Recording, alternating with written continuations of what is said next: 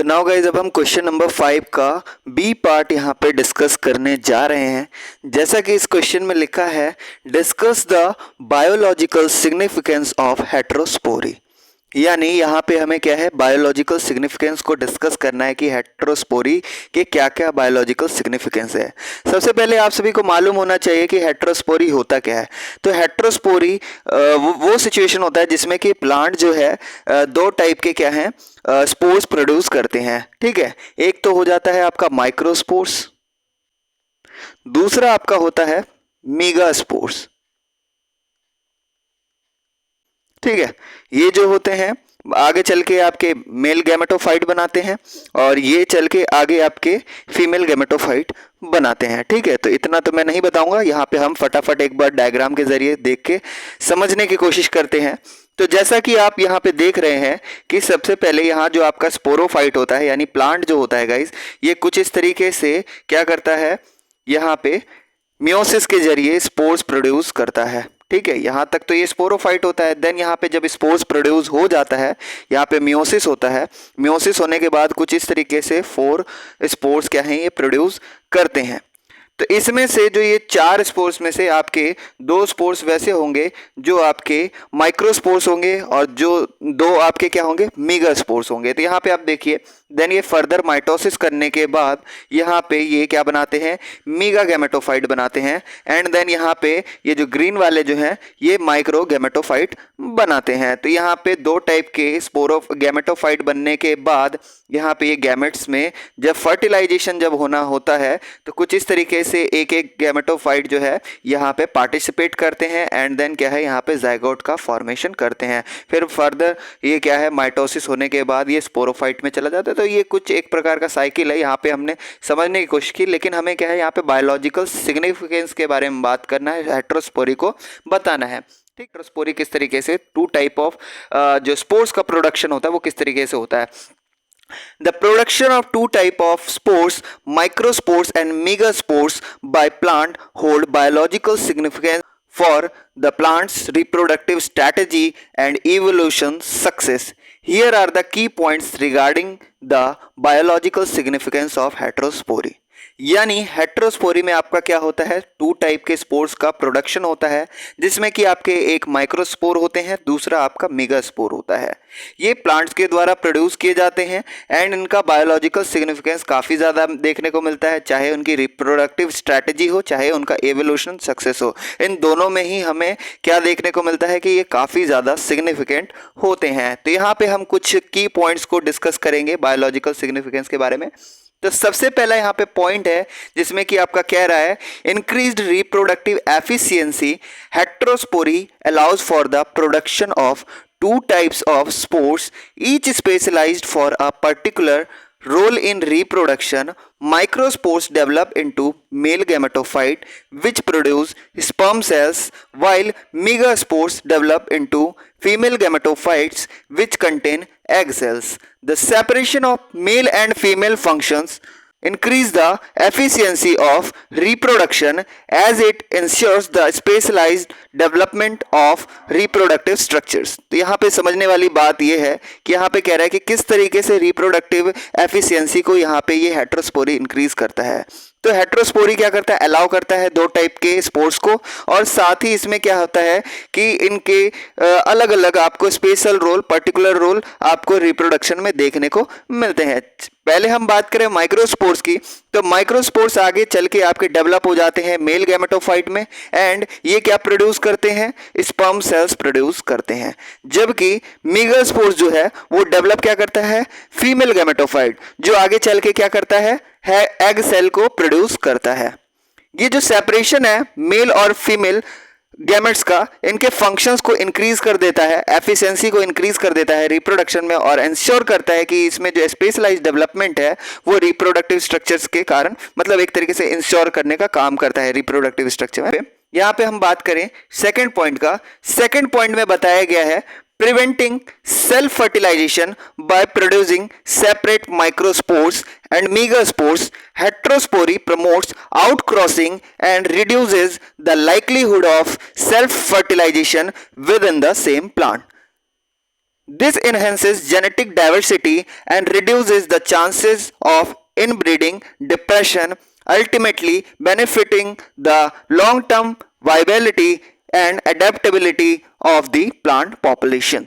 देखिए ये क्या काम करता है कि जो आप प्लांट के अंदर क्या होता है कि सेल्फ फर्टिलाइजेशन होने के चांसेस काफ़ी कम होते हैं वैसे तो यहाँ पे है ना रिड्यूस करने का, प्रिवेंट करने का काम करता है। किस तरीके से? तो जो ये माइक्रोस्पोर और मेगास्पोर दो टाइप के जो यहाँ पे स्पोर्स का प्रोडक्शन होता है, ये हेटेरोस्पोरी क्या प्रमोट करता है? आउट क्रॉसिंग, यानी क्या है कि इसमें क्रॉस फर्टिलाइजेशन किस तरीके से ज्यादा प्लांट में हो, इसको प्रमोट करने का काम करता है।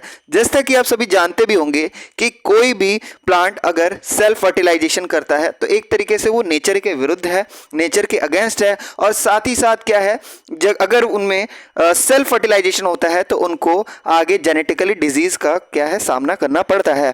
ठीक है, और वेरिएशंस नहीं आ पाते हैं सीड्स में। तो यहीं पे ये बताया गया है कि ये क्या करता है, सेल्फ फर्टिलाइजेशन को रिड्यूस करने का काम करता है कि सेम प्लांट में क्या हो गाइस, सेल्फ फर्टिलाइजेशन ना हो सके, और एनहेंस करता है जेनेटिक डाइवर्सिटी को, यानी ज्यादा से ज्यादा प्लांट में डाइवर्सिटी आ सके और जो इनब्रीडिंग के जो चांसेस हैं, इनब्रीडिंग डिप्रेशन के जो चांसेस हैं, उसको रिड्यूस करने का काम करता है। अल्टीमेटली बेनिफिट किसे करता है? Long term viability and adaptability, यानी किस तरीके से जो प्लांट पॉपुलेशन है वो एडेप्ट कर पाएगी आगे चलकर, तो उसको बेनिफिट करने का काम करता है यहाँ पे। देन यहाँ पे हम तीसरा पॉइंट डिस्कस करने जा रहे हैं, adaptation to diverse environments. Heterospory allows plants to adapt a wide range of environmental condition. Different type of spores are often produced in response to specific environmental cues such as temperature, light or moisture levels. This adaptability enhances the chances of successful reproduction by optimizing the time and condition for spore germination and subsequent development। यानी यहाँ पे क्या बोला गया है कि एक तरीके से डाइवर्स एनवायरनमेंट में किस तरीके से एडेप्टेशन कर पाती हैं हेटेरोस्पोरी की वजह से, तो यहाँ पे ये चीज बताया गया है। हेटेरोस्पोरी अलाउ करता है प्लांट को कि वो एडप्ट कर सके wide range of environmental condition में, यानी हम उसे किसी भी कंडीशन में छोड़ दें वो क्या है सरवाइव कर जाए, है ना। तो ये क्या है, एनवायरमेंटल कंडीशन के अकॉर्डिंग हेटेरोस्पोरी यहाँ पे क्या करता है, जैसे कि हम बात करें डिफरेंट टाइप ऑफ स्पोर जो है वो क्या करते हैं, प्रोड्यूस करते हैं प्लांट्स, और response the specific environmental cues, यानी जैसे उनको एनवायरमेंटल क्यूज मिलते हैं, यानी किसी जगह पे आपका क्या हो सकता है, डिफरेंट टेम्परेचर हो सकता है, वहाँ पे लाइट की अवेलेबिलिटी अलग हो सकती है, साथ ही साथ मॉइस्चर लेवल भी अलग हो सकता है, तो उसी के अकॉर्डिंग क्या करता है वो एडप्ट करता है हेटेरोस्पोरी जो ये क्या कहते हैं मतलब एडप्ट करता है, साथ ही एडेप्टेबिलिटी जो है इनहेंस करने का काम करता है और एक तरीके से सक्सेसफुल रिप्रोडक्शन बना पाता है, जिससे कि वो ऑप्टिमाइज कर पाता है टाइम को, है ना, कंडीशन को, और जो स्पोर जर्मिनेशन है सब्सिक्वेंट डेवलपमेंट में वो काम करने का मतलब करने का काम करता है। देन यहाँ पे फोर्थ पॉइंट डिस्कस करने जा रहे हैं, इवोल्यूशनरी एडवांटेजेस।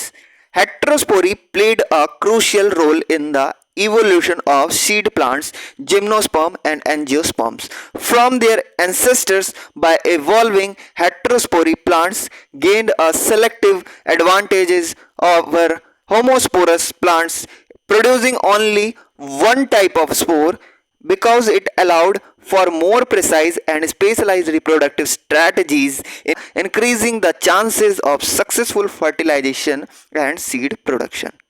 तो देखिए यहाँ पे इवोल्यूशनरी एडवांटेज किस तरीके से होता है, जिस तरीके से प्लांट में इवोल्यूशन होता है तो उसमें किस तरीके से स्पोर्स की क्रूशियल रोल होता है। तो देखिए यहाँ पे हेटेरोस्पोरी क्या है, एक क्रूशियल रोल प्ले करता है इवोल्यूशन में, है ना, क्योंकि जो सीड प्लांट्स होते हैं, जैसे कि हम बात कर लें जिम्नोस्पर्म और एंजियोस्पर्म, यही दो प्लांट है जो कि सीड्स प्रोड्यूस करते हैं, है ना।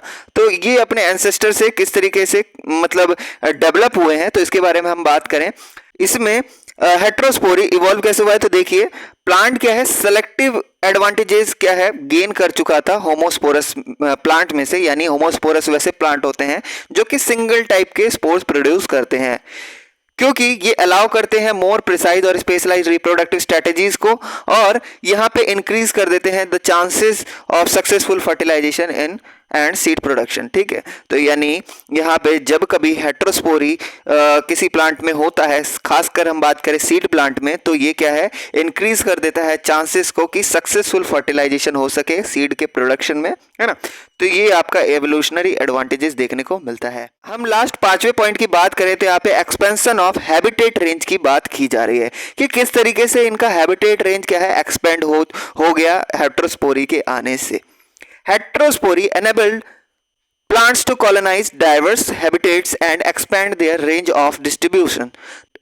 The production of different spore types and varying adaptation to specific environments facilitated the colonization of ecological niches, including challenging or fluctuating habitats that contributed to the overall success and ecological dominance of heterosporous plant in various ecosystem. यानी जिस प्रकार इनमें क्या है, expansion हुआ है habitat range का, तो यहाँ पे क्या हुआ कि हेटेरोस्पोरी ने प्लांट को एनेबल करा कि वो प्लांट जो है वो डाइवर्स हैबिटेट में खुद को कॉलोनाइज कर सके और एक तरीके से लार्ज रेंज ऑफ क्या है यहाँ पे डिस्ट्रीब्यूशन देखने को मिलता है। प्रोडक्शन जो है यहाँ पे डिफरेंट टाइप के स्पोर जो है ना, डिफरेंट एडेप्टेशन में, है ना, स्पेसिफिक एनवायरमेंटल कंडीशन में, है ना, एक तरीके से फैसिलिटेट करता है कॉलोनाइजेशन को, है ना, न्यू इकोलॉजिकल नीचेस को, अलग अलग जो जातियां हैं, अलग अलग जो लेवल है, लेवल ऑफ इकोलॉजिकल क्या कहते हैं, अलग अलग लेवल पे इन्हें कॉलोनाइज करने में हेल्प करता है। और क्या है, चैलेंजिंग जो कि फ्लक्चुएशन जो देखने को मिलता है ना हैबिटेट्स में, कि कभी भाई गर्मी है, कभी सर्दी है ना, कभी बरसात है, तो इस अकॉर्डिंग खुद को स्टेबल रखने के लिए या फिर खुद को इवॉल्व करने में ये मदद करता है। देन ये जो कंट्रीब्यूट किस में करते हैं, तो ओवरऑल सक्सेस जो है इकोलॉजिकल डोमिनेंस हमें देखने को मिलता है हेटेरोस्पोरस प्लांट का वेरियस इकोसिस्टम में, तो इसको इसमें क्या है कंट्रीब्यूट करता है कौन, तो हेटेरोस्पोरी। इन समरी हम बात करें, हेटेरोस्पोरी प्रोवाइड करता है प्लांट को सेवरल बायोलॉजिकल एडवांटेजेस और इंक्लूडिंग इंक्रीज रिप्रोडक्टिव एफिशिएंसी, यानी क्या है कि इनके रिप्रोडक्टिव एफिशिएंसी को ही बढ़ाता है, प्रिवेंशन करता है सेल्फ फर्टिलाइजेशन का, एडेप्टेशन टू डाइवर्स इन्वायरमेंट और क्या है अलग अलग इन्वायरमेंटल कंडीशन में एडेप्ट करने में हेल्प करता है, साथ ही इवोल्यूशनरी डिसएडवांटेजेस की भी बात करते हैं यहाँ पे, और एक्सपेंशन जो है हैबिटेट रेंज का हमें देखने को मिलता है। ये बेनिफिट जो है कंट्रीब्यूट करते हैं इनके रिप्रोडक्टिव सक्सेस में, जेनेटिक डाइवर्सिटी में और साथ साथ इकोलॉजिकल एडेप्टेशन में होमोस्पोरस प्लांट के, हेटेरोस्पोरस प्लांट स्पीसीज के। तो then guys I hope so आप सभी को हमारी ये एक्सप्लेनेशन समझ में आई होगी। अगर ये एक्सप्लेनेशन समझ में आई तो इस वीडियो को लाइक कर दीजिएगा। अगर आप इस चैनल पे नए हैं, चैनल को सब्सक्राइब करके बेल आइकन बटन प्रेस कर दिए ताकि हमारी वीडियोस की जो नोटिफिकेशन है वो आपको टाइम टू टाइम मिलती रहेगी। देन इस वीडियो को ज़्यादा से ज़्यादा शेयर करिए। मिलते हैं इसी वीडियो के नेक्स्ट वीडियो में, तब तक के लिए बाय बाय।